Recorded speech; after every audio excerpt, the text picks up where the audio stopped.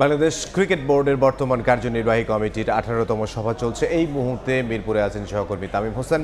সবার সবশেষ খবর জানবো, সরাসরি যাব তার কাছে। তামিম, 2 ঘন্টারও বেশি সময় ধরে কিন্তু আজকের এই বোর্ড সভাটি হয়েছে, এখন ধরে চলতেছে। আমরা যেমনটা জানি যে আছে রোজার দিন, এই জন্য 1:30টায় বোর্ড মিটিং শুরু হওয়ার কথা থাকলো। প্রায় 1 ঘন্টা আগে কিন্তু বোর্ড মিটিংটি শুরু হয়েছে।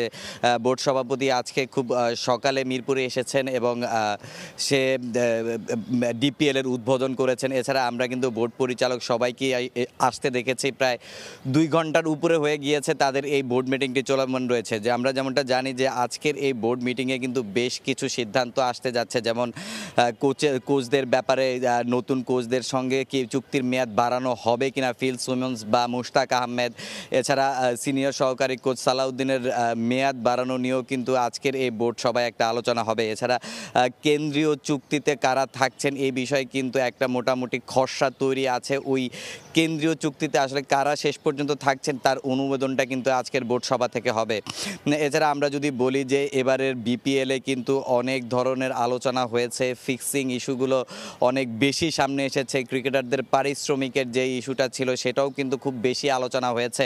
এর আগের আসরগুলোতে এইসব বিষয়গুলো কিন্তু খুব কম ছিল, তাই এটা বিসিবিরও কিন্তু একটা অনেক বড় একটা কনসার্ন থাকা উচিত ছিল। এই জায়গা থেকে যেহেতু চ্যাম্পিয়ন্স ট্রফি ছিল, অনেক কিছু করে ওঠা হয়নি, কিন্তু আজকের এই বোর্ড সভাতে কিন্তু এইসব বিষয়গুলো নিয়েও আলোচনা হবে।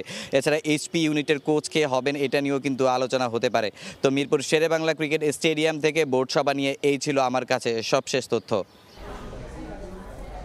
মিরপুর থেকে তামিম হোসেন।